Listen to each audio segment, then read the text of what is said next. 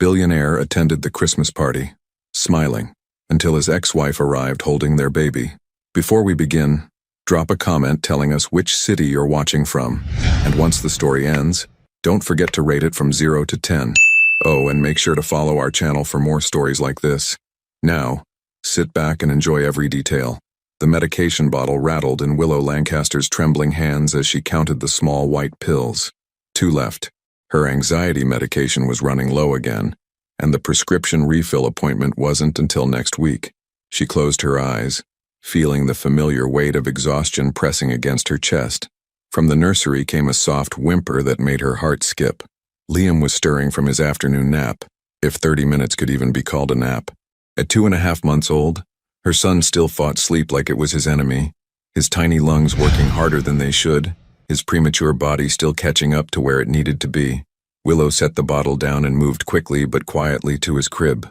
Liam's eyes were open, those impossibly blue eyes that reminded her of someone she'd been trying to forget for 7 months.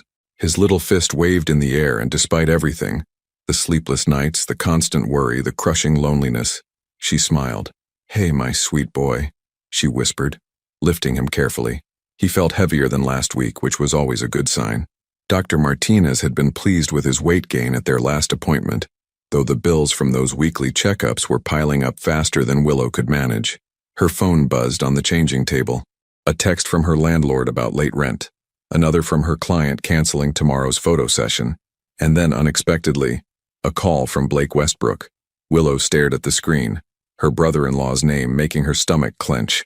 She hadn't spoken to any of the Westbrook family since she'd left that house 7 months ago, pregnant and heartbroken. Alexander's family didn't even know about the separation. As far as they knew, she and Alex were just busy with work and travel. "Hello?" she answered, balancing Liam against her shoulder. "Willow, God, it's so good to hear your voice." Blake's warmth came through the phone like a hug she desperately needed. "Listen, I know it's last minute, but you have to come to Christmas dinner tonight.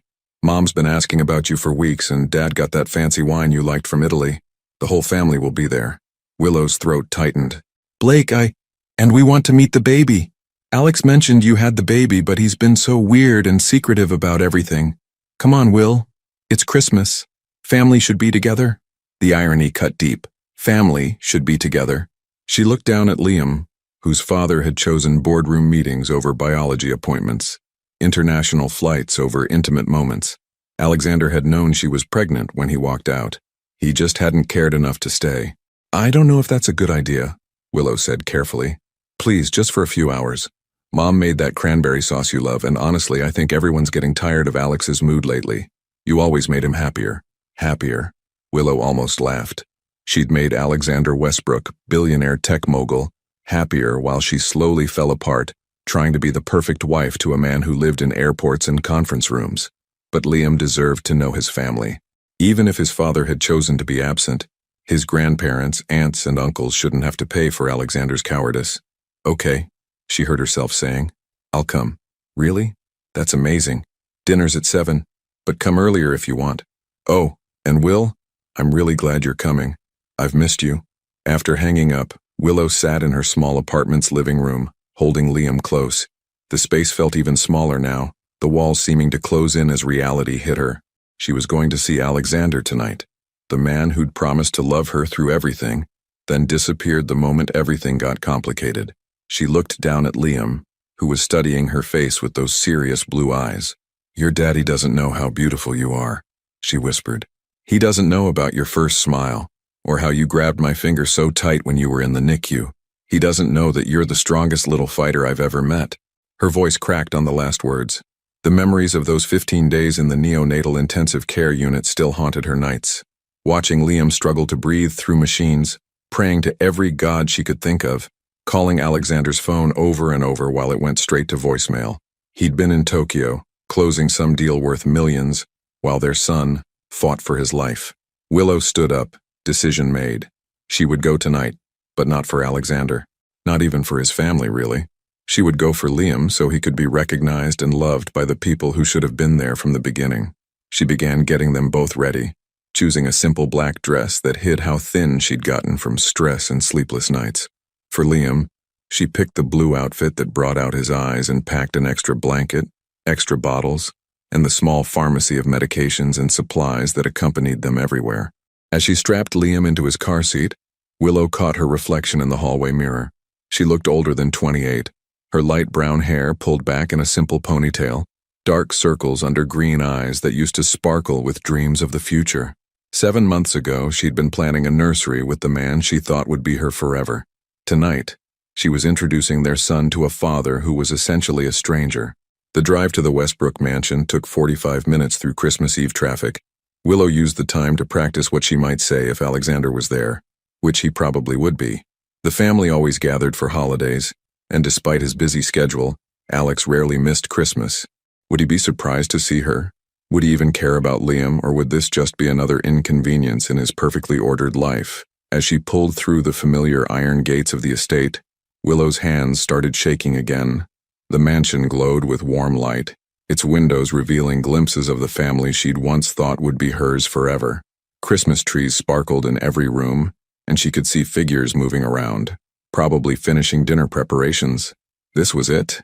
After 7 months of silence, of raising their son alone, of building a life from the fragments Alexander had left behind, she was about to face the man who'd walked away from everything they'd created together. The question that had kept her awake so many nights suddenly felt more urgent than ever. When love breaks, can it ever truly be repaired? Or do some cracks run too deep to heal? The Westbrook mansion's front door opened before Willow could even ring the bell. Margaret Westbrook, Alexander's mother, stood in the doorway wearing an elegant burgundy dress and the kind of smile that had always made Willow feel welcomed into their world. "Willow, darling." Margaret's voice carried genuine warmth as she stepped forward, then stopped abruptly when her eyes fell on the baby carrier in Willow's hands. "Oh my goodness, this is Liam," Willow said softly, her heart hammering as she lifted the carrier slightly. Liam was awake but quiet, his blue eyes taking in the golden light spilling from the mansion's crystal chandeliers. Margaret's hand flew to her chest, her eyes filling with tears. "He's absolutely beautiful. Those eyes, oh Willow, those are definitely Westbrook eyes." She gestured them inside quickly. Come in.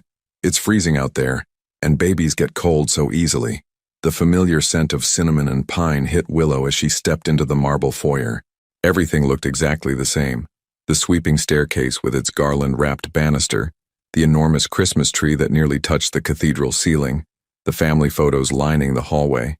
Except now, seeing it all again felt like visiting a museum of her former life. "Richard," Margaret called toward the living room. "Come quickly. Willow's here with the baby." Footsteps approached and Alexander's father appeared, his silver hair perfectly styled and his face lighting up when he saw them. Richard Westbrook had always been kind to Willow, treating her more like a daughter than a daughter-in-law. Well, he said, his voice warm with affection.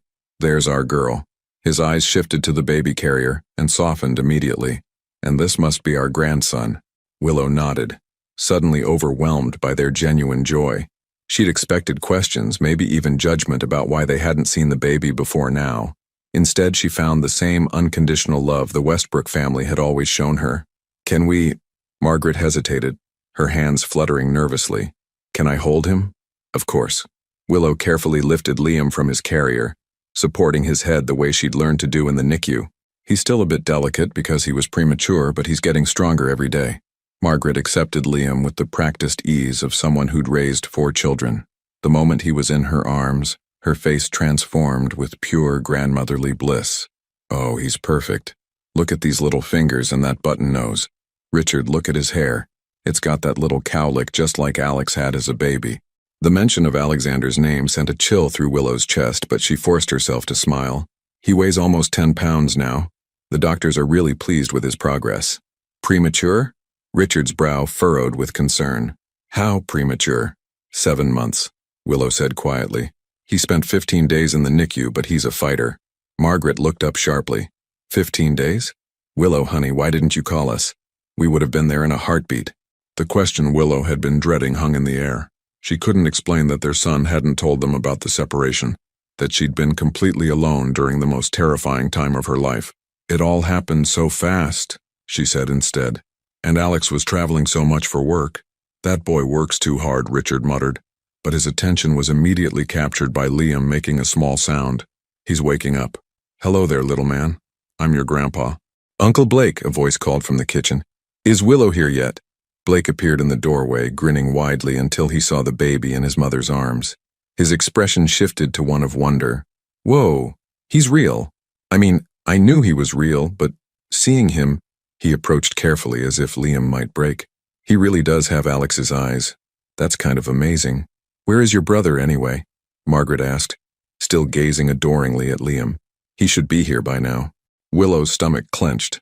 She'd been hoping against hope that maybe Alexander wouldn't show up, that she could introduce Liam to his family and leave before facing the man who'd abandoned them both. He texted that he was running late, Blake said.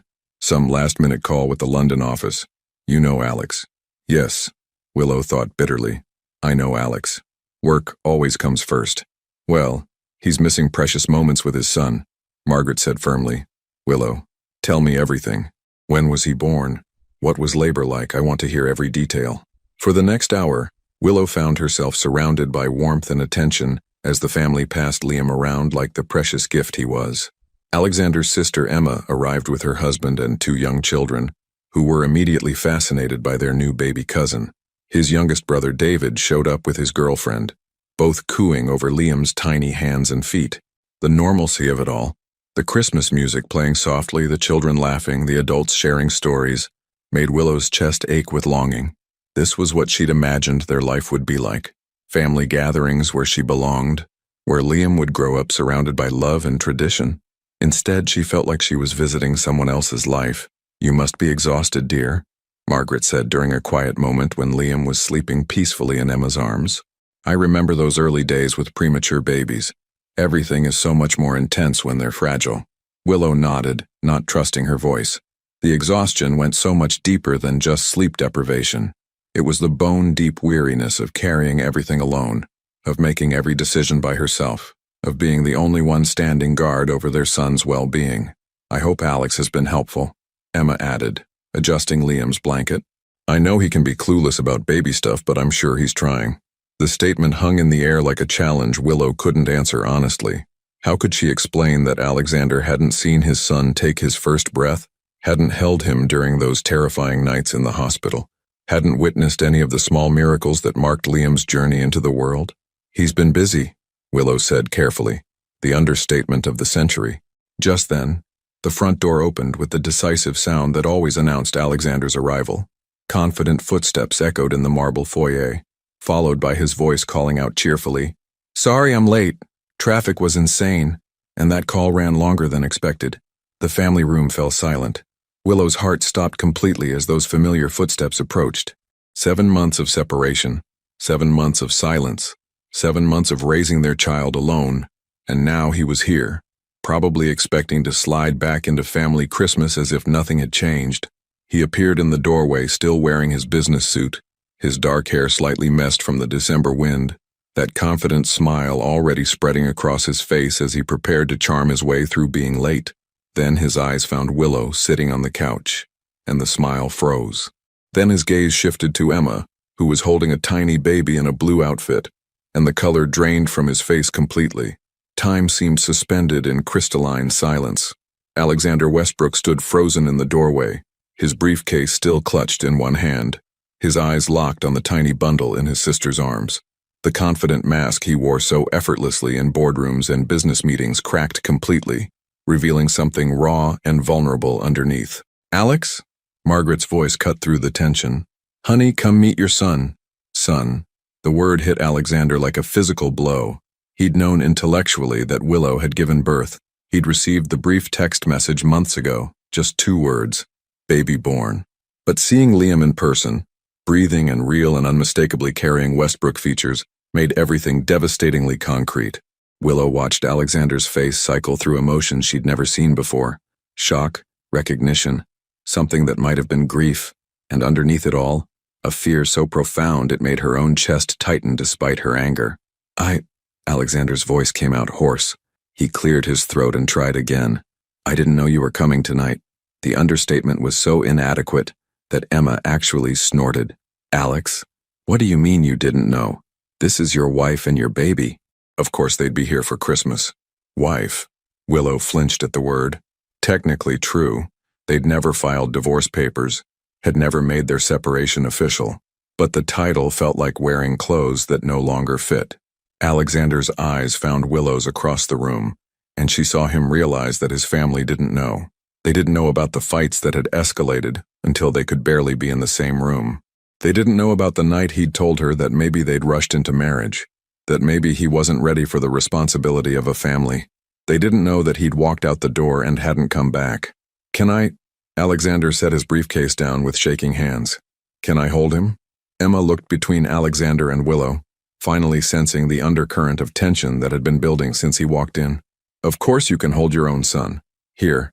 She stood up carefully, supporting Liam's head as she'd seen Willow do, and moved toward Alexander.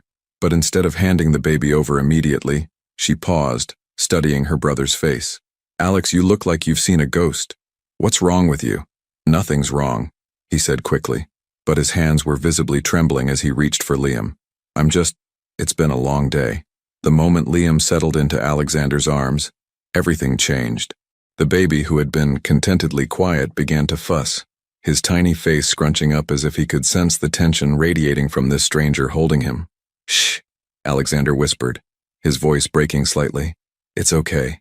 I'm your dad." The words seemed to surprise him as much as they did everyone else. Willow watched this powerful man, who commanded rooms full of executives, who made decisions worth millions without blinking, hold their 10-pound son like he might break him. "He doesn't know you," Willow said quietly, and the simple statement carried the weight of 7 months of abandonment. Alexander's eyes snapped up to meet hers, and she saw him understand exactly what she meant. Liam didn't know his father's voice, his scent, his touch. To their son, Alexander was a complete stranger. "Doesn't know him," Richard laughed, oblivious to the tension. "Of course he knows his daddy. Babies always know family." But Liam's fussing was escalating into genuine distress, his small body tensing as Alexander tried awkwardly to soothe him.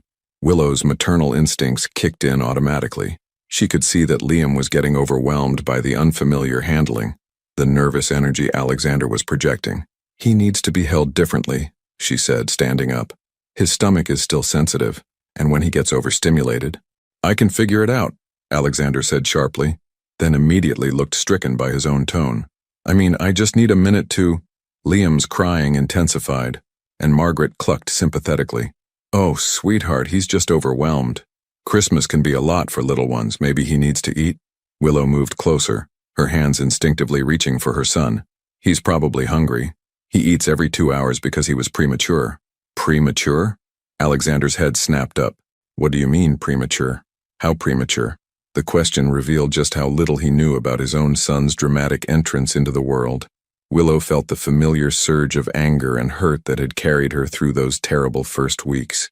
7 months, she said, taking Liam from Alexander's arms. The moment she held him, the baby began to settle, recognizing the familiar comfort of his mother's touch. "He was born at 32 weeks after I had complications." "Complications?" Alexander's face went white. "What kind of complications was it?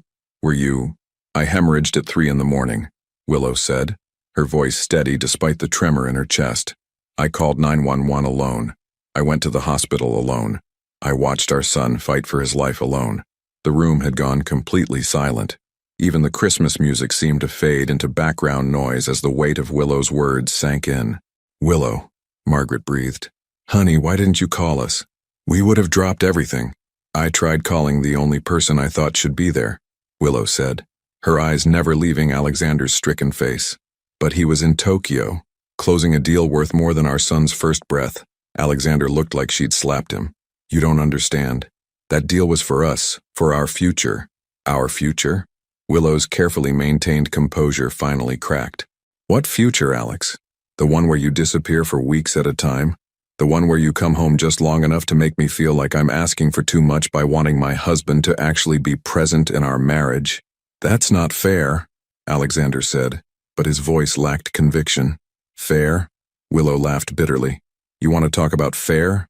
Our son spent 15 days in the NICU, 15 days hooked up to machines fighting to breathe, and I sat by his bedside every single day wondering if he was going to survive. You know what's not fair? Having to explain to doctors why the father wasn't there to sign consent forms." Emma gasped softly. "Alex, you weren't there when he was born?" Alexander opened his mouth, then closed it again. What could he possibly say? That he'd been too scared to come home? That he'd convinced himself that keeping busy with work would somehow make the responsibility of fatherhood less terrifying? Liam, sensing his mother's distress, began crying again. Willow immediately shifted into caretaker mode, swaying gently and making soft shushing sounds that calmed him almost instantly. "I think we should talk," Alexander said quietly. "Now you want to talk?" Willow's voice was barely above a whisper, but it carried more pain than any scream could have. 7 months too late for talking, Alex. The family watched this exchange with growing horror, finally understanding that this wasn't just a case of busy schedules or miscommunication. Their golden boy, their successful son and brother, had abandoned his wife and child. Alexander took a step toward them, and Willow instinctively took a step back, holding Liam protectively against her chest. The movement was subtle, but it spoke volumes about how much trust had been broken. The silence in the Westbrook family room was suffocating. Margaret sat down heavily on the nearest chair, her hand pressed to her heart as if trying to keep it from breaking. Richard's face had darkened with disappointment and anger, an expression rarely seen from the typically gentle patriarch. "Alexander James Westbrook." Margaret's voice carried the kind of authority that could still make her grown son feel like a scolded child. "How could you not tell us? How could you let that poor girl go through all of this alone?" "It's complicated," Alexander said weakly, running his hands through his hair. "You don't understand the situation." "Then explain it," Emma interrupted, her voice sharp with protective fury. "Explain how you weren't there when your son was born. Explain how Willow had to handle a medical emergency by herself while you were off playing businessmen." Willow bounced Liam gently, trying to calm both him and herself. The baby had picked up on the tension in the room and was becoming increasingly fussy. "I should go," she said quietly. "This was a mistake. I shouldn't have come." "No," David spoke up for the first time, his young voice firm. "Don't leave because of him. This is your family too." The statement hit Willow like a punch to the gut. Your family too. She'd thought that once, had believed she belonged here, but that was before Alexander had made it clear that she and their unborn child were obstacles to his ambitions rather than reasons to build a life. "Willow, please." Alexander stepped forward again, desperation creeping into his voice. "Let me explain." "Explain what?" Willow turned to face him fully, and her calm composure was more devastating than any tantrum could have been. "Explain how you told me that maybe we'd moved too fast, that maybe marriage was a mistake. Explain how you said you weren't ready to be a father the same night I showed you the ultrasound pictures." Margaret gasped audibly. "Alexander, you didn't." "I was scared," Alexander said, his voice cracking. "I was terrified, and I handled it all wrong." "Scared?" Willow let out a bitter laugh. "I was scared too. I was 28 years old, pregnant with my first child, dealing with morning sickness so bad I couldn't work for weeks. My hormones were all over the place, my body was changing in ways that terrified me, and the one person who was supposed to support me through it all told me it was all a mistake." Tears were flowing freely down Margaret's cheeks now. "Oh, sweetheart," she whispered to Willow. "I'm so sorry." "The worst part," Willow continued, her voice growing stronger even as tears began to slip down her own cheeks, "wasn't even the words. It was watching you pack your suitcase the next morning like you couldn't get away from us fast enough." Alexander flinched as if she'd struck him. "I didn't pack a suitcase. I took a few things for a business trip. A business trip that lasted 3 weeks." Willow cut him off. "And then another one. And another. Until it became clear that you'd rather live in hotels across the globe than in the same house as your pregnant wife." The room was completely silent except for Liam's soft whimpering. Blake was staring at his older brother like he'd never seen him before. Emma looked furious enough to actually hit someone. Richard was shaking his head in disappointment. "I sent money," Alexander said desperately. "I made sure all the bills were paid, that you had everything you needed." "Money?" Willow's voice rose slightly, making Liam startle. She immediately lowered her tone, soothing their son with practiced ease. "I needed my husband. I needed the father of my child. I needed someone to hold my hair when I was throwing up every morning and tell me everything was going to be okay. I was trying to provide for you," Alexander insisted. "The Singapore deal alone would have set us up for life. We were already set up for life." Willow's composure finally shattered completely. "You're worth more money than most people see in 100 lifetimes. What we needed wasn't more money. What we needed was for you to show up." Margaret stood up abruptly. "I need some air," she said, her voice tight with emotion. "Richard, would you?" "Of course." Richard stood as well, placing a gentle hand on Willow's shoulder. "Sweetheart, I hope you know that if we'd had any idea what was happening, we would have been there. Every single day. The kindness in his voice nearly undid Willow completely. I know, she whispered. As Alexander's parents left the room, clearly needing space to process their son's failures, the siblings remained behind. Emma was the first to break the heavy silence. Alex, what the hell is wrong with you? Her voice was quiet, but fierce. I've watched you build a billion-dollar company from nothing. I've seen you negotiate deals that seemed impossible, but you couldn't figure out how to be there for your own family? You don't understand the pressure, Alexander started. The pressure? Emma stood up, her petite frame radiating fury. You want to talk about pressure? Try being alone in a hospital room at 3 a.m, bleeding and terrified that you're losing your baby. Try watching your newborn son struggling to breathe in an incubator while machines keep him alive. That's pressure. Liam had finally settled against Willow's chest, his tiny hand fisted in her black dress. She looked down at him, this miracle who'd fought so hard to be here, and felt the familiar surge of fierce protectiveness that had carried her through the darkest moments. He almost didn't make it, she said quietly, not looking at Alexander. His first week was touch and go. The doctors weren't sure his lungs would develop enough. I sat in that NICU chair for 16 hours a day, talking to him, reading to him, singing lullabies I'd learned from my grandmother. She lifted her head, meeting Alexander's stricken gaze directly. I held his hand through the incubator ports and promised him that his mommy would never leave him, that no matter what happened, he would always have me fighting for him. Willow, Alexander's voice was barely audible, but I couldn't promise him his daddy would be there, she continued, each word landing like a physical blow, because his daddy had already proven that running away was easier than staying and fighting for us. Alexander sank into the nearest chair, as if his legs couldn't hold him anymore. I know I failed you, I know I failed him, but I'm here now. Are you? Willow asked. Or are you here for Christmas dinner with your family, and we just happened to be an unexpected complication? The question hung in the air unanswered because they all knew the truth. Alexander hadn't come here to see his son. He'd come for the same reason he always came, because it was expected, because it was tradition, because it was easier than dealing with the messy reality of his actual life. David, who'd been quietly absorbing everything, finally spoke up. When Mom asked where you and Willow were for Thanksgiving, you said you were working. When she asked about the baby shower, you said Willow wanted something small and private. You've been lying to all of us for months. I wasn't lying, Alexander said weakly. I didn't know how to explain that you're a coward. Blake's voice was cold with disappointment. How to explain that you abandoned your pregnant wife. How to explain that you've never even held your own son before tonight.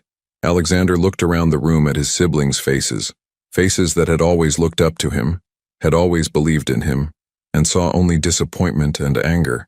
For the first time in his adult life, all his success and wealth and charm couldn't fix the damage he'd caused. Willow adjusted Liam in her arms, preparing to leave. I should get him home. It's past his bedtime and all this stress isn't good for him. Don't go, Alexander said quickly, standing up. Please, we need to talk about this. About us. About how to move forward. Willow paused at the doorway, not turning around. There is no us anymore, Alex. You made that choice 7 months ago. There's just me and our son, and the life I've built without you. The finality in her voice was crushing, but it was the truth they all needed to hear. Alexander followed Willow into the marble foyer, his footsteps echoing with desperate urgency. She was already reaching for Liam's car seat with one hand, while balancing their son against her shoulder with the other, a practiced movement that spoke of months of doing everything alone. Willow, wait, he called out, his voice breaking slightly. Please, just 5 minutes. Let me explain what really happened. She paused with her hand on the door handle, not turning around. What really happened is that you chose yourself over us. There's nothing more to explain. That's not true, Alexander said, moving closer but stopping when he saw her shoulders tense. I was terrified, yes, but not of you or the baby. I was terrified of becoming my father.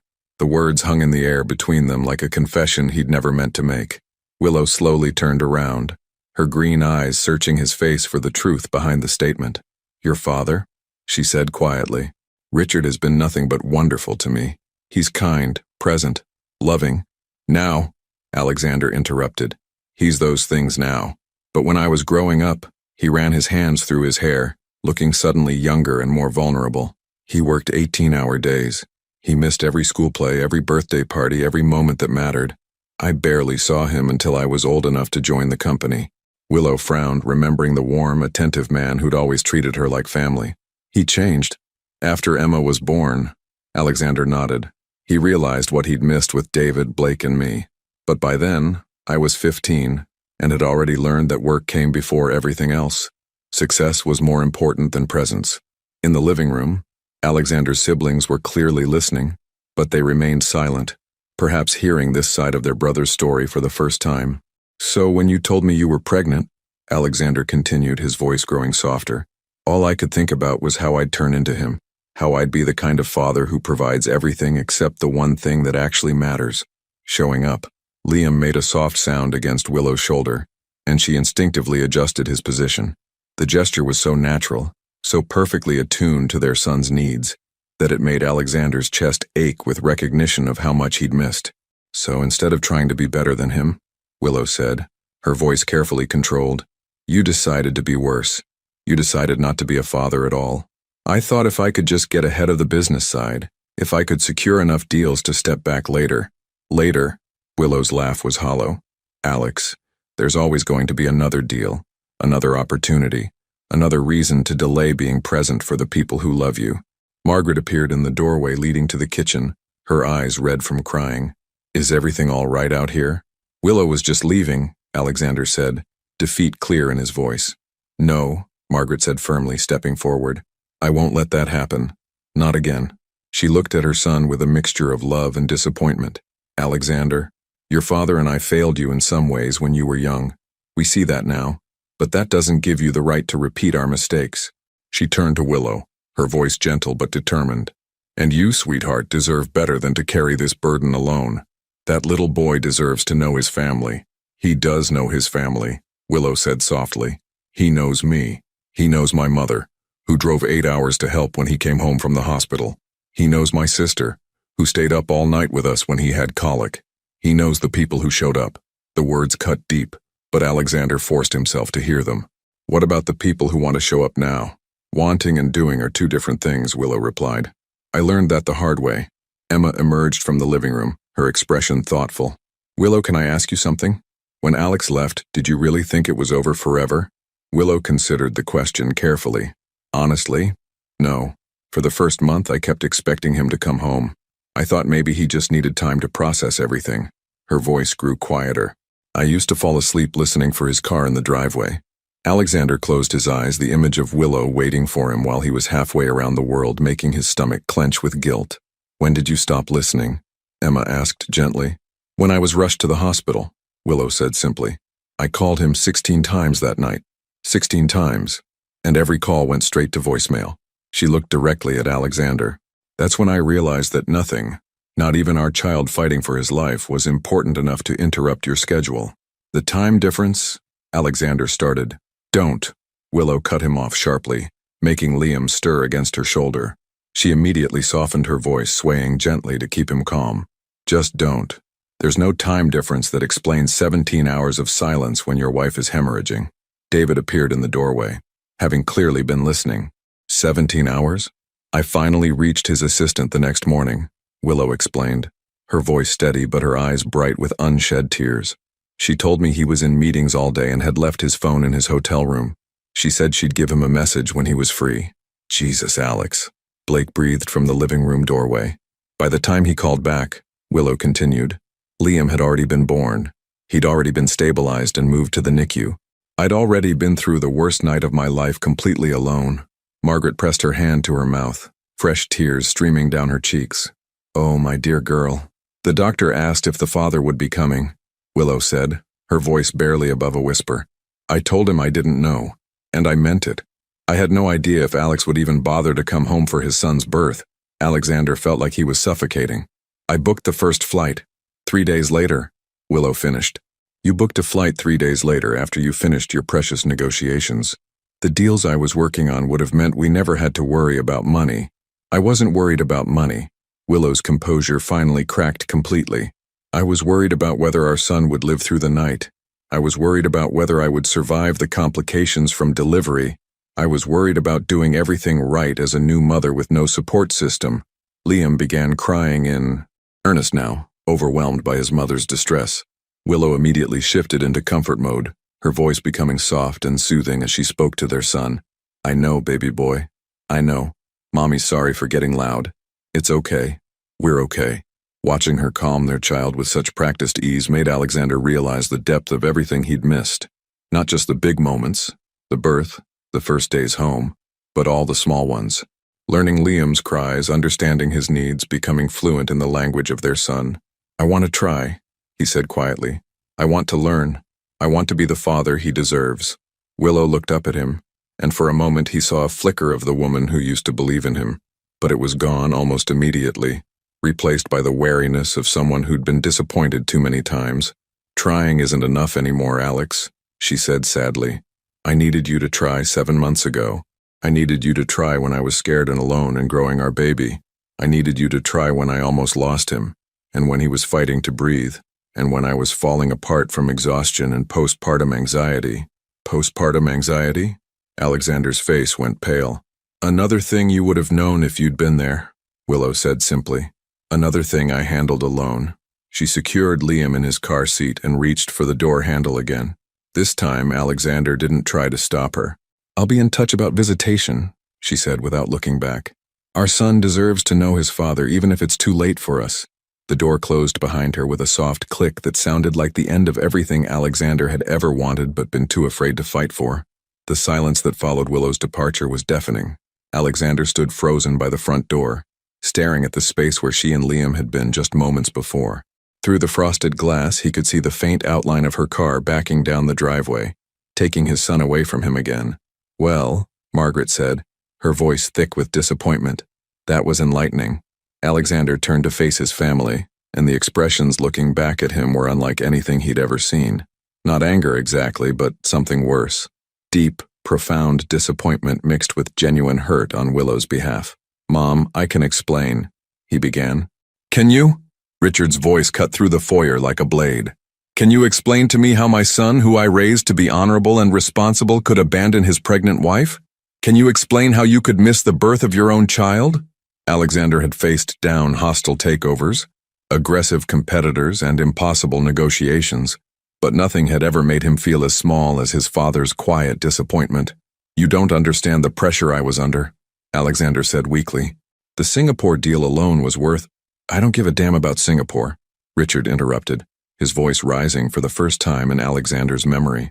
I care about the fact that my grandson spent his first weeks of life in an incubator while his father was playing businessman on the other side of the world. Emma moved past them into the living room, shaking her head in disgust. I can't even look at you right now, Alex. That girl, that amazing, strong woman went through hell and you weren't there. She's right, Blake said, following his sister. I always wondered why Willow seemed different when she called. Distant. Now I know it's because she was protecting you from us finding out what a selfish bastard you'd become. Alexander followed them into the living room, desperate to make them understand. I was scared. We heard that part, David said coldly. You were scared of becoming Dad. So instead you became worse than Dad ever was. At least he was physically present, even if he was emotionally absent. Margaret sank onto the couch, looking older than Alexander had ever seen her. How could you lie to us for 7 months? Every time I asked about Willow and the baby, you deflected. I thought maybe you were just being private about new parenthood. I wasn't lying.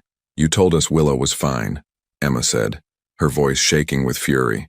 You told us the baby was healthy and that you were adjusting to being parents.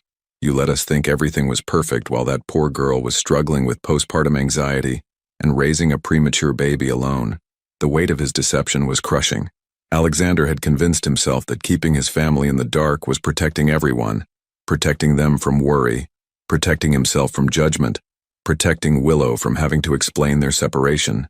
But all he'd really done was isolate her further and rob his son of extended family support during the most crucial months of his life. Where have you been living? Margaret asked suddenly. Alexander hesitated. The downtown penthouse. The corporate apartment? Richard's voice was flat with disbelief. You've been living in a corporate apartment for 7 months instead of in your home with your family? It wasn't my home anymore, Alexander said quietly. Willow made it clear she didn't want me there. Because you told her your marriage was a mistake, Emma shot back. Because you told a pregnant woman that you weren't ready to be a father. What did you expect? That she'd beg you to stay and hurt her more? Alexander slumped into a chair, finally allowing himself to truly absorb what he'd done. He'd spent 7 months justifying his choices, telling himself he was protecting everyone, that he was making the responsible decision by focusing on financial security. But sitting here, facing his family's disappointment, and remembering the pain in Willow's eyes, he couldn't hide from the truth anymore. He'd run away, plain and simple. He'd been terrified of the responsibility, terrified of failing as a husband and father, and instead of fighting through that fear, he'd chosen the coward's way out. "I don't know how to fix this," he admitted, his voice barely audible. "You can't," Blake said bluntly. "Some things can't be fixed, Alex. Some damage is permanent. But that doesn't mean you shouldn't try," Margaret added, though her voice lacked its usual warmth. "That little boy is your son. Willow is—" She paused, seeming to struggle with how to define their relationship now. "She's the mother of your child. She deserves respect and support regardless of what happens between you two." "She said she'd arrange visitation," Alexander said, grasping for hope. "Visitation?" Richard repeated, the word heavy with irony.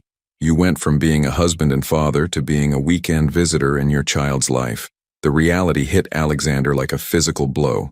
He'd imagined that somehow, someday, he could make everything right again, that he could win Willow back, that they could be a family, that his momentary panic wouldn't have permanent consequences. But looking at his family's faces, thinking about the pain in Willow's voice, he was beginning to understand that some choices couldn't be undone. "She looked so tired," Margaret said softly, tears starting fresh in her eyes. "Did you see how thin she's gotten? And the way she held that baby, like she's been holding him alone for months." "She has been holding him alone," Emma said harshly. "While Alex was gallivanting around the globe, she was probably getting 3 hours of sleep a night and wondering how she was going to pay for formula and doctor visits." "I sent money," Alexander protested. "I made sure all the accounts were—" "Money isn't presents," David interrupted. "Money isn't holding your wife's hand during contractions. Money isn't being there when your son takes his first breath or stops breathing and needs to be resuscitated." "Stops breathing?" Alexander's blood ran cold. "Did you think premature babies in the NICU were just there for fun?" Blake asked sarcastically. "They're there because their lives hang in the balance every single day." Alexander thought he might be sick.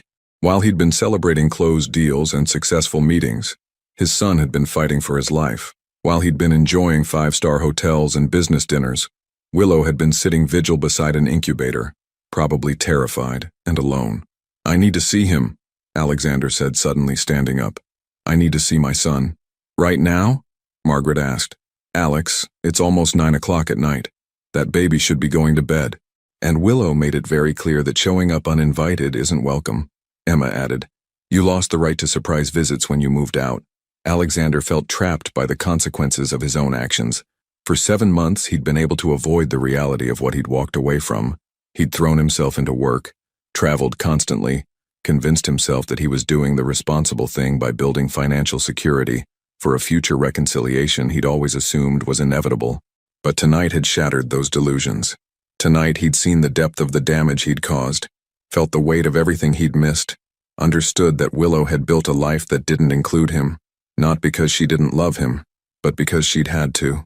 "She used to look at me like I hung the moon," he said quietly, more to himself than to his family. "And you proved that you didn't," Margaret replied sadly. "You proved that when it mattered most, when she needed you most, you weren't the man she thought you were." Alexander closed his eyes, remembering the early days of their relationship, how Willow's face would light up when he walked into a room, how she'd believed in him completely, supported his ambitions, made him feel like he could accomplish anything. He'd taken that faith, that love, and destroyed it with his own fear and selfishness. "I love her," he said, the words feeling inadequate and too late. "Love isn't enough," Richard said firmly. "Love without action is just words, and words don't raise babies or heal hearts that have been broken by abandonment." The grandfather clock in the corner chimed 9 times, each note echoing through the room like a funeral bell tolling for everything Alexander had lost through his own choices. 3 days after Christmas, Alexander sat in his car outside Willow's apartment building at 6:30 in the morning, clutching a cup of coffee that had long since gone cold. He'd been there for 2 hours, waiting for any sign of movement behind the 3rd-floor windows where his son was learning to exist in the world without him.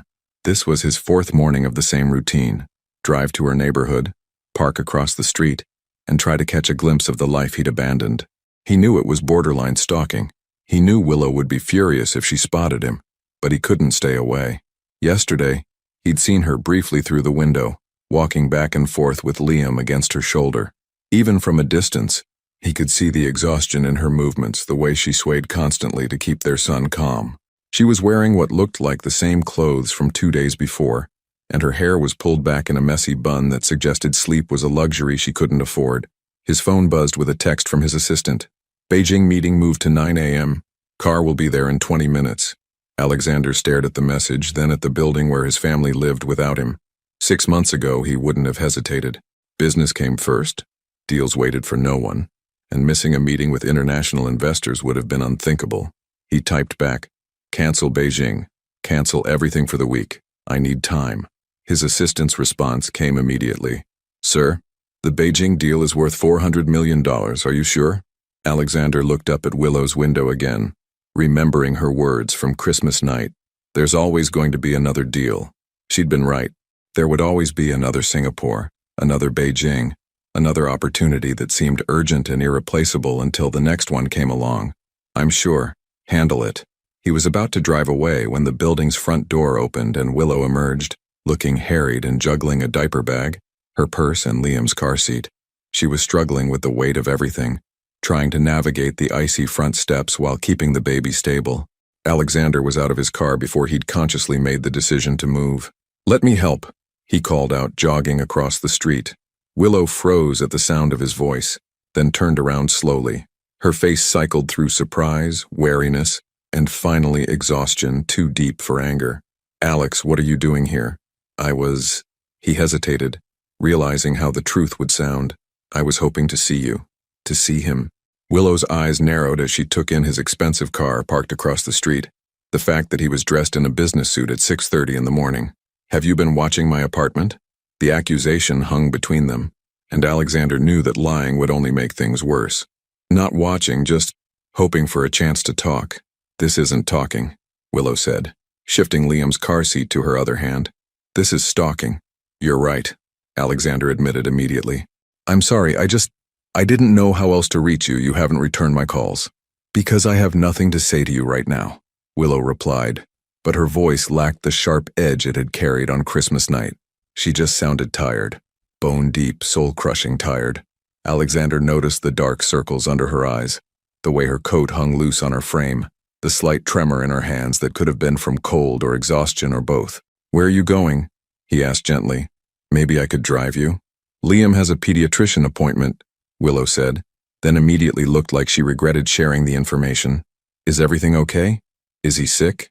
For a moment, Willow's maternal instincts overrode her anger with him. "He's fine. It's just a regular checkup. Weight check mostly. Premature babies need more frequent monitoring for the first year. Can I?" Alexander took a careful step closer. "Can I come with you?" Willow stared at him like he'd spoken in a foreign language. "Come with me?" "To the appointment. I know I have no right to ask, but I want to learn about his care routine. I want to understand what he needs." "You want to understand what he needs?" Willow's voice rose slightly, making Liam stir in his carrier. She immediately lowered her tone, soothing their son with practiced ease. "What he needs is consistency, Alex. What he needs is someone who shows up every day, not just when it's convenient." "I know that," Alexander said quietly. "I'm trying to be that person now." "Are you?" Willow challenged. "Or are you going to disappear again the moment work calls? The moment things get difficult or boring or routine?" Alexander thought about the Beijing meeting he'd just canceled, about the messages from his assistant that he was ignoring, about the empire he'd built that seemed suddenly insignificant compared to this conversation on a snowy sidewalk with his estranged wife and son. "I canceled a $400 million deal to be here," he said. Willow blinked in surprise. "What?" "This morning. I was supposed to be in Beijing by 9. I canceled it." "Alex." Willow's expression softened slightly, but wariness remained. "You can't just cancel one meeting and expect everything to be forgiven." "I'm not expecting anything," Alexander said. "I'm asking for a chance. One chance to prove that I can be the father Liam deserves." Willow studied his face for a long moment, and Alexander held his breath, waiting for her decision. Finally, she sighed. "One appointment," she said. "You can come to this one appointment. But if you check your phone even once, If you take a single business call, if you give me any indication that work is more important than being present for our son, this is the last chance you'll get. Understood, Alexander said immediately. And this doesn't mean anything about us. Willow continued, her voice firm despite the exhaustion. This is about Liam having the opportunity to know his father. Nothing more. Nothing more. Alexander agreed, though the words felt like swallowing glass. Willow seemed to realize she was still struggling with the car seat and diaper bag. I was going to take the bus, she said quietly. The bus? Alexander looked at her small, beat-up Honda Civic parked nearby. Why not drive? Car won't start, Willow said, embarrassment coloring her cheeks. Battery died 2 days ago and I haven't had a chance to get it fixed. Alexander thought about his sleek BMW sitting across the street, about the fact that he owned more cars than he could drive while Willow was taking public transportation with a premature baby in December. The disparity between their circumstances hit him like a physical blow. Let me drive you, he said, please. Willow hesitated for another moment, then nodded. Fine, but we take my car seat. I'm not putting Liam in a vehicle that hasn't been properly baby-proofed. As they transferred the car seat to Alexander's BMW, he watched Willow check and double-check every strap and buckle with the kind of careful attention that spoke of hard-earned expertise. She knew exactly how to position everything for maximum safety, how to test the installation, how to ensure their son was perfectly secure. How did you learn all this? He asked quietly. YouTube videos, Willow said without looking up. The NICU nurses taught me the basics, but I spent hours watching tutorials about car seat safety, proper installation, everything. When you're responsible for keeping a premature baby safe, you don't take any chances. The casual way she mentioned being alone for all of it, the learning, the worrying, the sleepless research into every detail of infant care, made Alexander's chest tighten with regret. As they drove to the pediatrician's office, Liam began fussing in his car seat. Without hesitation, Willow reached back to gently stroke his cheek, making soft shushing sounds that immediately calmed him. Is he okay? Alexander asked, glancing in the rearview mirror with concern. He doesn't like car rides yet, Willow explained. His nervous system is still developing. Loud noises, sudden movements, changes in environment. Everything affects him more than it would a full-term baby. Alexander absorbed this information, adding it to the growing list of things he didn't know about his own son.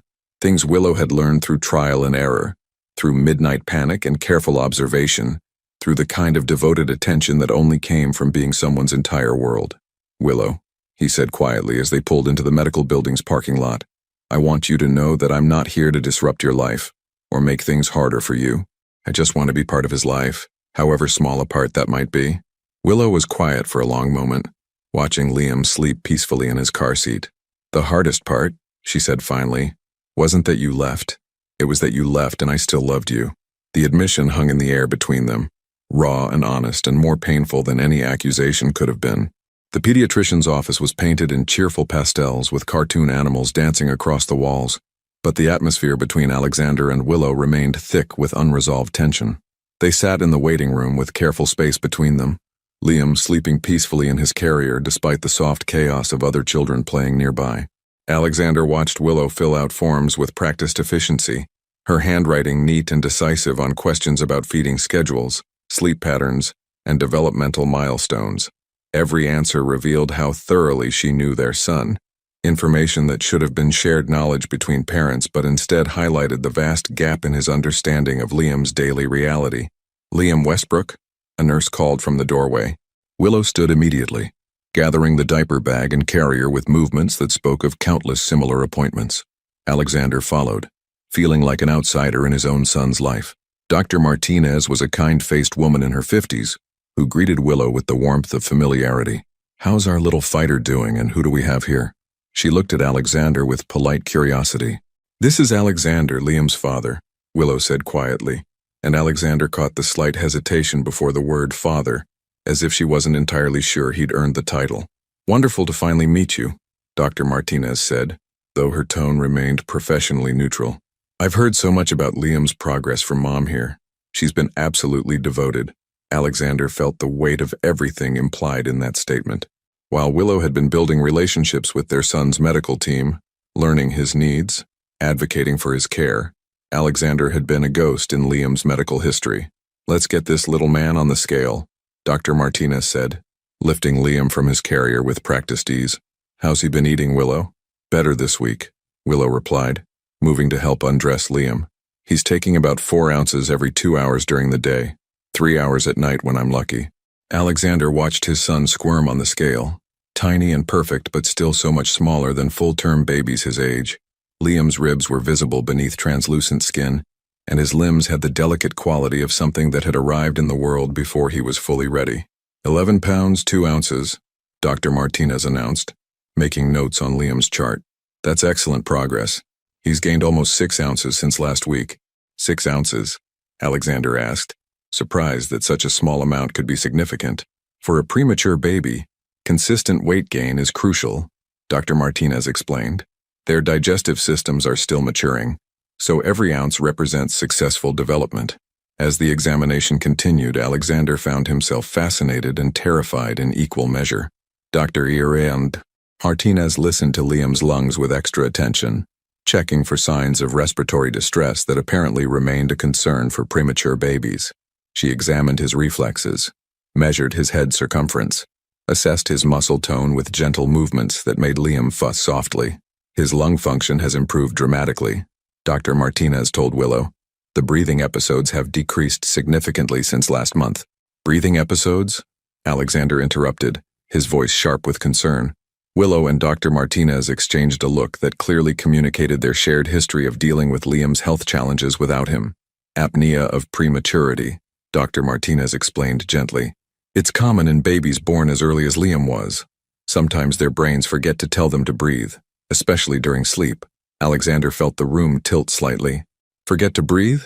It's usually not dangerous if caught quickly," Dr. Martinez continued, "but it requires constant monitoring. Willow has become quite expert at recognizing the signs and stimulating him to resume breathing." The casual way she mentioned Willow's expertise in preventing their son from suffocating made Alexander's blood run cold. While he'd been sleeping in luxury hotel beds around the world, Willow had been staying awake night after night, watching their baby breathe, ready to act if his fragile respiratory system failed. "How often?" he asked quietly. "It was several times a week at first," Willow said, not meeting his eyes. "Now maybe once a week, usually when he's overtired or overstimulated." Alexander thought about Christmas night, about the stress and raised voices in his family's living room, about how Liam had become increasingly fussy as the evening progressed. Had they put their son at risk without even realizing it? "The monitor helps," Dr. Martinez said, gesturing to a small device in the diaper bag that Alexander hadn't noticed before. "It alerts if his breathing or heart rate becomes irregular." "You sleep with a monitor?" Alexander looked at Willow with growing understanding of the constant vigilance her life required. "When I sleep," Willow said simply, and the matter-of-fact way she mentioned the conditional nature of her rest made Alexander's heart clench. Dr. Martinez continued the examination, checking Liam's eyes, his reflexes, the soft spot on his head that seemed impossibly vulnerable. Each assessment revealed new complexities in his son's care that Alexander had never imagined. "Now," Dr. Martinez said, settling into her chair with Liam calm and redressed in Willow's arms, "I want to discuss some developmental concerns I've been monitoring." "Concerns?" Willow's voice sharpened with immediate maternal alarm. "Nothing immediately worrying," Dr. Martinez assured her quickly. "But Liam is showing some signs of potential developmental delays that we often see in premature babies." Alexander felt his world tilt again. "What kind of delays?" "His muscle tone is slightly lower than we'd like to see, and his visual tracking isn't quite where it should be for his corrected age," Dr. Martinez explained. "It's very common and often resolves with early intervention, but I'd like to refer you to a pediatric physical therapist and possibly a developmental specialist." Willow nodded, already pulling out her phone to take notes. "How early can we start intervention?" "Immediately," Dr. Martinez said. "The earlier we address these concerns, the better his long-term outcomes. Physical therapy can help with muscle tone, and there are exercises you can do at home to encourage proper development." Alexander watched Willow absorb this information with the kind of determined calm that he was beginning to recognize as her default response to challenges. She wasn't panicking or falling apart. She was already mentally organizing how to handle this new layer of complexity in their son's care. "Will insurance cover the therapy?" Willow asked, and Alexander caught the underlying worry in her voice. "Most of it," Dr. Martinez replied, "though there might be some out-of-pocket cost for specialized services." Alexander wanted to say that money wasn't an issue, that he would pay for anything Liam needed, but he sensed that offering financial solutions right now would only highlight how absent he'd been from these conversations before. "I'll handle the referrals," Dr. Martinez continued, "but I want both of you to understand that this is a marathon, not a sprint. Premature babies often catch up to their peers, but it takes time and consistency. Both of us?" Willow glanced at Alexander with surprise. "Co-parenting a child with special needs, even temporary ones, requires teamwork," Dr. Martinez said firmly. "Liam will benefit from having both parents involved in his care and therapy." Alexander felt a surge of hope mixed with terror. Dr. Martinez was giving him an opening, a way to be genuinely useful in his son's life rather than just a weekend visitor. But it also meant stepping into a world of medical appointments, therapy sessions, and constant vigilance that felt overwhelming in its complexity. "I want to be involved," he said quietly, looking at Willow rather than Dr. Martinez. "If you'll let me." Willow studied his face for a long moment, and he could see her weighing his words against 7 months of abandonment. "Liam needs consistency," she said finally. "If you're going to be part of his care team, you have to actually be present. Not traveling, not in meetings, not distracted by work. Present. I understand. Do you?" Willow's voice carried the weight of every broken promise, every missed call, every moment she'd faced alone. "Because this isn't just doctor's appointments, Alex. This is 2 a.m. breathing episodes. This is physical therapy 3 times a week. This is learning to read his cues, understanding his needs, being awake when he's awake and vigilant when he's sleeping." Alexander looked down at his son, peaceful now in Willow's arms but carrying invisible challenges that would require years of dedicated attention. The magnitude of what he'd walked away from was becoming clearer with every revelation. "I want to learn," he said. "I want to be the father he needs." Dr. Martinez smiled slightly, apparently sensing the gravity of the conversation happening in her examination room. "Well then," she said, "let's start with scheduling that first physical therapy appointment. And I want to see Liam again in 2 weeks to monitor his progress." As they left the office with new referrals, therapy schedules, and a deeper understanding of Liam's needs, Alexander realized that this was what real parenthood looked like. Not the occasional photo opportunity or weekend visit he'd vaguely imagined, but a complex, demanding, round-the-clock commitment to another person's well-being. The question that terrified him most wasn't whether he could handle it, but whether Willow would trust him enough to try. 2 weeks had passed since the pediatrician's appointment, and Alexander had kept his word in ways that surprised even him. He'd attended every physical therapy session, learned to recognize Liam's hunger cues, and mastered the art of supporting his son's neck during feeding. More importantly, he'd turned off his phone during every visit, declined 3 international trips, and delegated responsibilities he'd never trusted to anyone else before. Willow had begun to relax incrementally around him, allowing him to hold Liam for longer periods, even letting him help with diaper changes and feeding routines. It wasn't forgiveness, not yet, but it was the tentative beginning of co-parenting. Tonight was different, though. Tonight was the first time Willow had agreed to let Alexander watch Liam alone while she attended her postpartum support group. It was only for 2 hours, but for Alexander, it felt like the most important job interview of his life. "His next bottle is in the refrigerator," Willow said for the 3rd time, checking items off a detailed list she'd written. "Warm it in the bottle warmer for exactly 90 seconds. Test it on your wrist before giving it to him." "I know," Alexander said gently, watching her nervous energy with understanding rather than impatience. "We've practiced this. The breathing monitor is set to alarm if his heart rate drops below 80 or goes above 160, Willow continued, adjusting the small device clipped to Liam's onesie. "If it goes off, check if he's actually breathing first. Sometimes it's just a false alarm from movement." Alexander nodded, absorbing the instruction while trying not to think about the implications of the word "sometimes." "And if he has an apnea episode?" he asked, wanting to hear the protocol again. "Gentle stimulation first," Willow recited, demonstrating on Liam's chest. "Rub his back, stroke his cheek, talk to him. If he doesn't respond within 10 seconds, pick him up and gently bounce him. If that doesn't work, call 911 and start infant CPR," Alexander finished, the weight of the responsibility settling on his shoulders like a physical thing.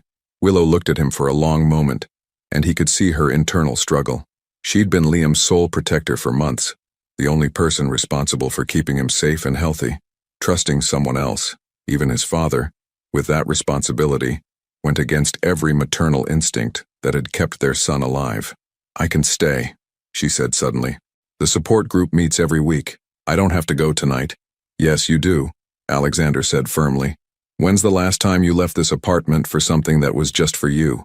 Willow's silence was answer enough. Alexander had learned over the past 2 weeks that her entire world had shrunk to the size of this small apartment, revolving entirely around Liam's needs. She hadn't mentioned friends, hobbies, or any activities that didn't involve their son's care. 2 hours, she said finally, reaching for her purse. "I'll have my phone on the entire time." "Go," Alexander said, settling into the rocking chair that had become his usual spot for feeding. "We'll be fine." After Willow left, the apartment felt different, quieter but somehow more weighted with responsibility.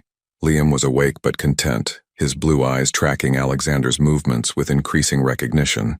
Over the past 2 weeks, Alexander had become a familiar presence in his son's limited world. "Just you and me tonight, buddy," Alexander said softly, adjusting Liam in his arms. "What do you think? Should we work on that tummy time Dr. Martinez wants you to practice?" He was spreading a soft blanket on the floor when his phone rang. The sound made Liam startle slightly, and Alexander quickly declined the call without looking at who it was.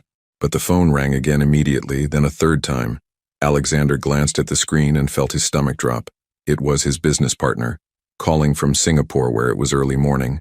The Beijing deal he'd canceled 2 weeks ago had apparently fallen through completely, and there were complications with their Asian expansion that only Alexander could handle. He let it go to voicemail, but the phone buzzed immediately with a text. "Emergency. Company board called, meeting for tomorrow. If you're not there, they're voting you out. Everything we've built is at risk." Alexander stared at the message, his mind racing. 5 years of work, hundreds of employees, investors who trusted him with their money. It could all disappear if he didn't get on a plane tonight. The rational part of his brain was already calculating flight times and boardroom strategies. Then Liam made a soft sound, and Alexander looked down to see his son watching him with those serious blue eyes that were so much like his own. "What do you think, Liam?" he whispered. "Should Daddy go save his empire, or should he stay here and help you practice lifting your head?" As if in response, Liam's face scrunched up and he began to cry. Not the sharp wail that indicated hunger or pain, but the tired, overwhelming cry that meant he was overstimulated and needed comfort. Alexander immediately put down his phone and lifted Liam, holding him against his chest and swaying gently. "Shh, it's okay. Daddy's here." The word daddy still felt foreign on his tongue, but less so than it had 2 weeks ago. He was beginning to understand that being a father wasn't just a title you claimed. It was something you became through countless small moments of showing up. His phone buzzed again with another urgent message, but Alexander ignored it, focusing entirely on soothing his son. He walked to the window, pointing out the streetlights and cars below, his voice soft and steady as he described everything he could see. "That's Mrs. Patterson from down the street walking her dog," he murmured. "She always waves at you when Mommy takes you for walks. And that blue car belongs to the college student in 2B. He works nights at the hospital." Gradually, Liam's crying subsided, replaced by the kind of focused attention that Dr. Martinez had said was crucial for his visual development. Alexander found himself genuinely enjoying this simple interaction, more engaged than he'd ever been in any boardroom negotiation. His phone rang again, and this time the sound made Liam startle so violently that his breathing monitor alarm went off. The sharp beeping filled the apartment, and Alexander felt his heart stop as he realized Liam had gone completely still in his arms. "Come on, buddy," Alexander said, trying to keep his voice calm while gently rubbing Liam's back. "Breathe for Daddy. Come on." 10 seconds felt like 10 hours. Alexander was reaching for his phone to call 911 when Liam suddenly gasped and resumed breathing normally, his color returning as oxygen filled his tiny lungs. The breathing monitor stopped its alarm, but Alexander was shaking as he held his son close. The phone was still ringing, the urgent messages still coming, but all of that seemed impossibly insignificant compared to the miracle of Liam's steady breathing against his chest. He turned off his phone completely. For the next hour and a half, Alexander gave Liam his complete attention. They practiced tummy time on the soft blanket, with Alexander cheering each time his son managed to lift his head for a few seconds. They worked on visual tracking with a colorful toy that Willow had positioned just right to encourage focus. Alexander fed him a bottle, burped him with patience learned through trial and error, and changed a diaper that was somehow both routine and remarkable. When Willow returned from her support group, She found them both asleep in the rocking chair, Liam peaceful against Alexander's chest, Alexander's hand protectively cupped around their son's back. "How did it go?" she asked quietly, not wanting to wake Liam. Alexander opened his eyes, immediately alert in the way of new parents. "Good," he said softly. He had one breathing episode, but he came out of it quickly. "We did tummy time," and he held his head up for almost 5 seconds. 5 seconds? Willow's face lit up with pride. "That's the longest yet." "Your phone was buzzing earlier," Willow mentioned, noticing the device face down on the coffee table. "I hope it wasn't important." Alexander looked at his silent phone, thinking about the board meeting he was missing, the empire that might crumble without his intervention, the 5 years of work that could disappear by morning. Then he looked at his son, breathing steadily in his arms, and felt something shift permanently in his chest. "Nothing was more important than this," he said, and for the first time in his adult life, he meant it completely. Willow studied his face in the dim light of the apartment, and Alexander saw something in her expression he hadn't seen since before Liam was born, a flicker of the woman who used to believe in him completely. "Alexander," she said quietly, "I need to tell you something about tonight." "What about tonight?" "There was no support group meeting," Willow admitted. I needed to see if you would really choose him over everything else, if you would really be here when it mattered." Alexander felt the weight of the test he'd unknowingly passed, understanding that this moment had been about much more than just babysitting. It had been about proving that when everything else demanded his attention, he would choose his family. "And?"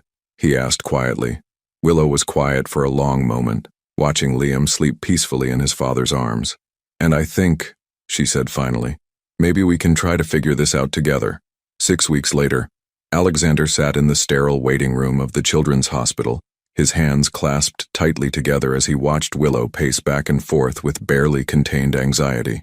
Liam had been rushed into emergency surgery after his latest breathing episode had escalated into something far more serious than they'd ever experienced before.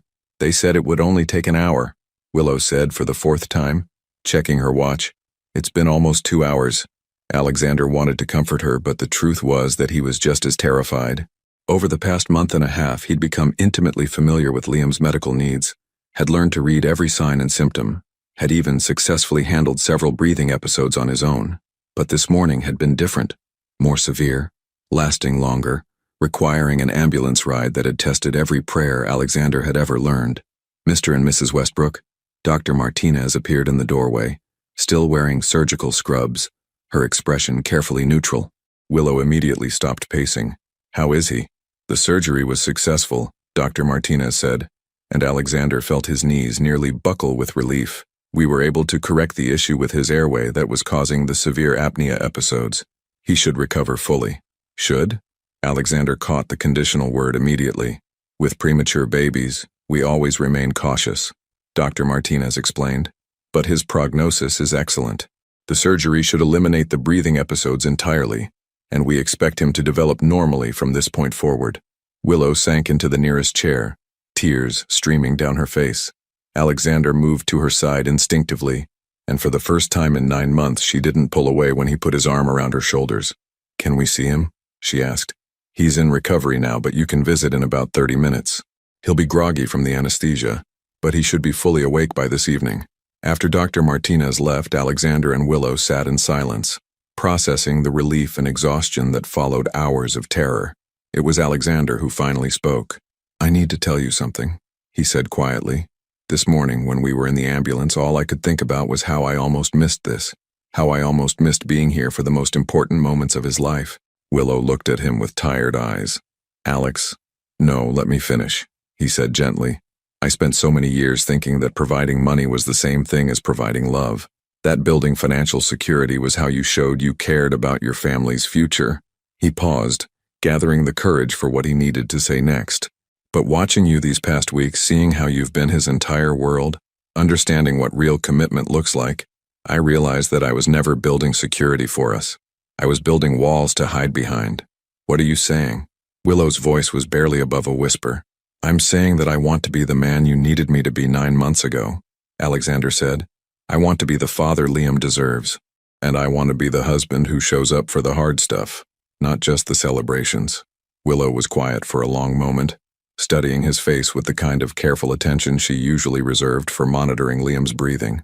"You can't just decide to be different, Alex," she said finally. "Trust isn't rebuilt with words. It's rebuilt with consistent actions over time." "I know that," Alexander replied, "which is why I need to tell you what I did yesterday." Willow raised an eyebrow, waiting. "I sold my shares in the company."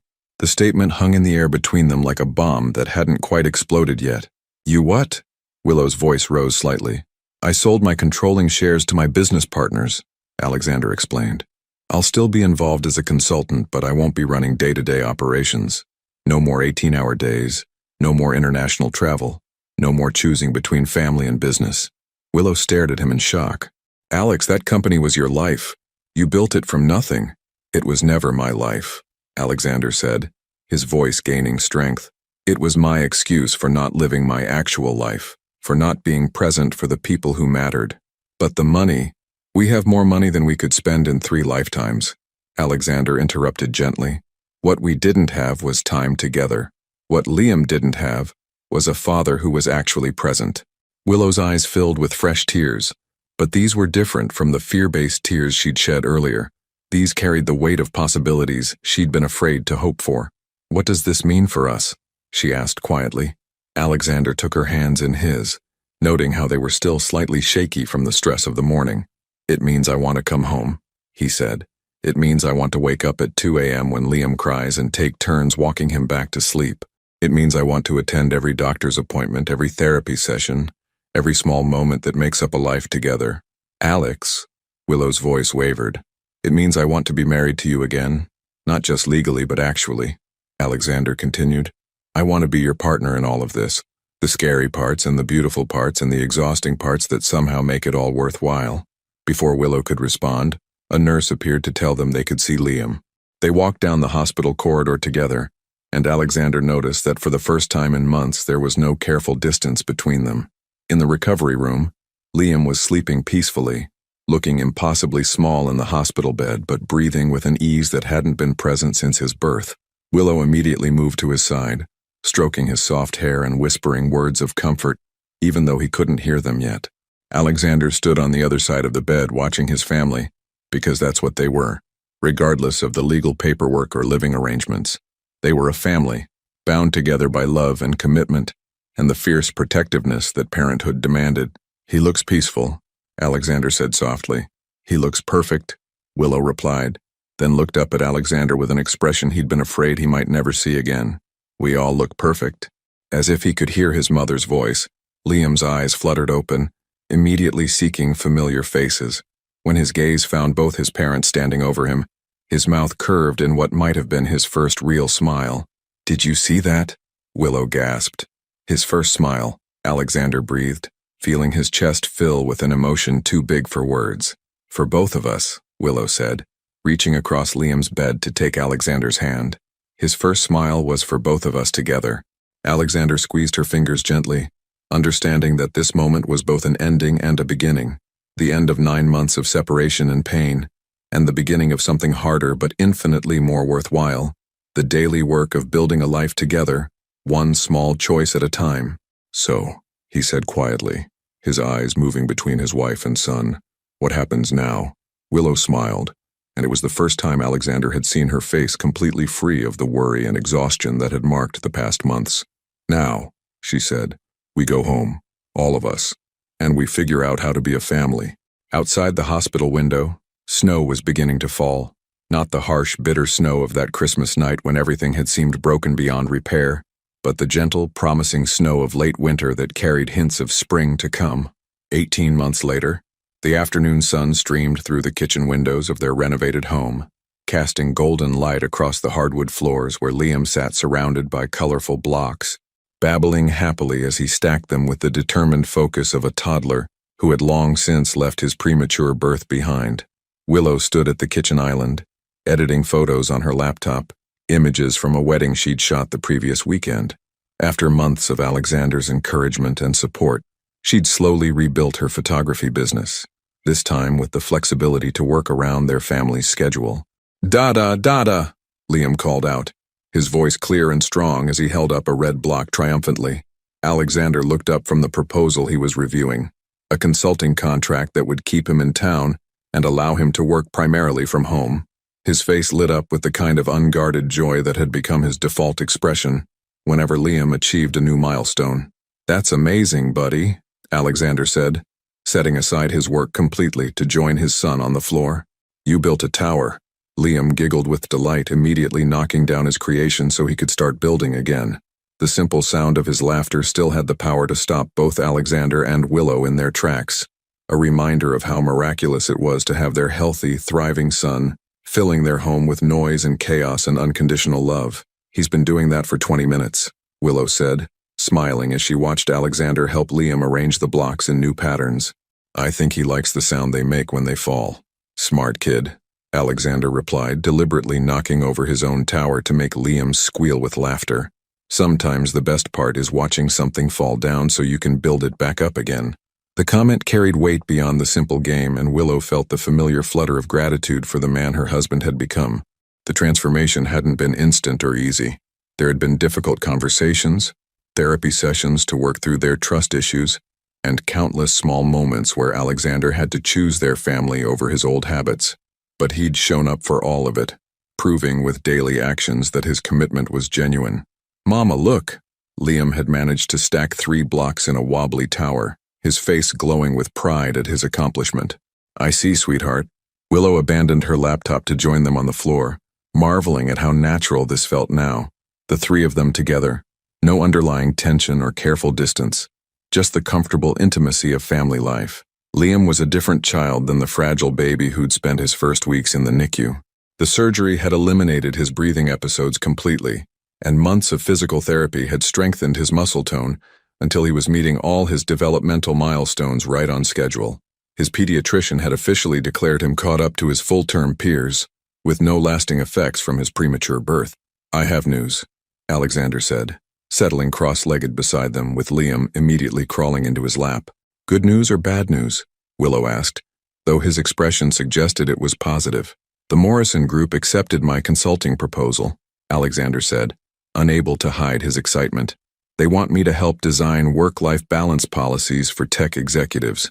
Apparently, my experience with recovering from workaholism makes me uniquely qualified." Willow laughed, remembering how that phrase had come up during one of their therapy sessions. "You're going to help other people learn to be present with their families. Ironic, right?" Alexander grinned. "But I figure if I can go from missing my son's birth to being the dad who knows exactly when his nap time is, maybe I can help other people figure it out too." Liam chose that moment to stand up in Alexander's lap, his chubby hands gripping his father's shirt for balance. At 15 months old, he was walking confidently and had recently started trying to run, though his attempts usually ended with him sitting down abruptly and looking surprised. "Speaking of news," Willow said, her voice carrying a note that made Alexander look at her more closely, "I have something to tell you too." "What kind of something?" Alexander asked, his attention fully focused on her in the way that had become second nature to him. Willow reached into her camera bag and pulled out a small white stick, placing it on the coffee table where Alexander could see the 2 pink lines clearly displayed. Alexander stared at it for a moment, processing the information. "Are you—" "8 weeks," Willow confirmed, her voice soft with wonder and just a hint of nervousness. "I found out yesterday." For a moment, Alexander was silent, and Willow felt a familiar flutter of anxiety. But when he looked up at her, his eyes were bright with tears and an expression of pure joy that erased any doubts about his reaction. "8 weeks," he repeated, as if testing how the words felt. "We're having another baby." "We are," Willow said, watching his face carefully. "How do you feel about that?" Alexander looked down at Liam, who was now trying to eat one of his blocks, then back at Willow with an expression of complete certainty.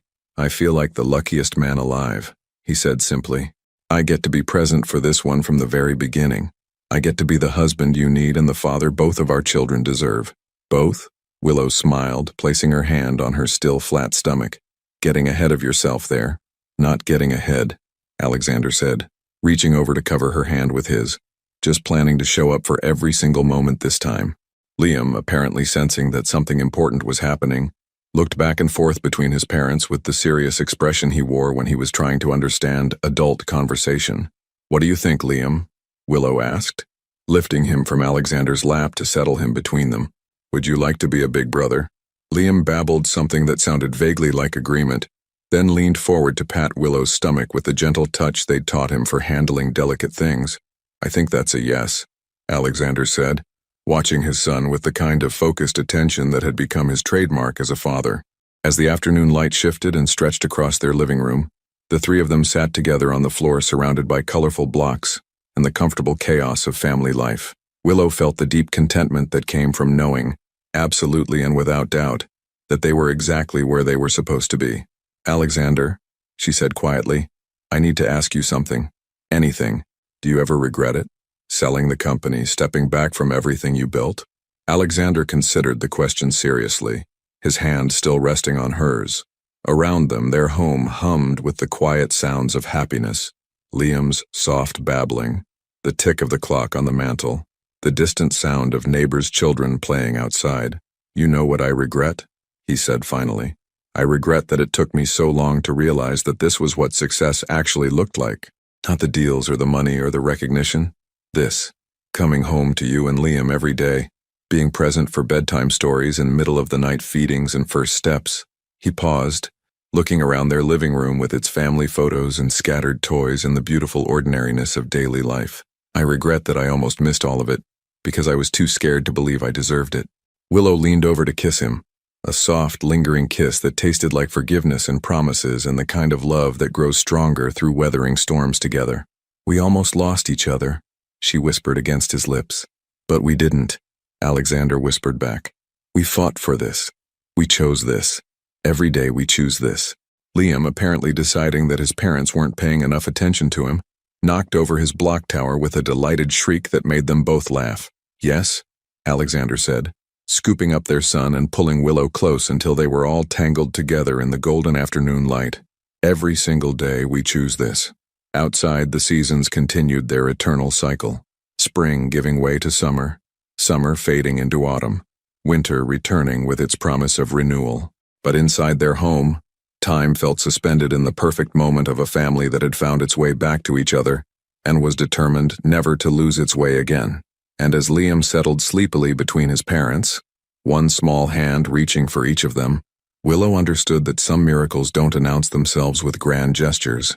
Sometimes they arrive quietly, in the form of second chances, and the courage to build something beautiful from the pieces of what was broken. Sometimes the greatest love stories aren't about finding the perfect person. They're about two imperfect people choosing to fight for each other, to grow together, and to build something stronger than what broke them apart. When love is tested by real life, by fear and failure and the weight of actual responsibility, the choice to stay and work and hope becomes the most romantic act of all.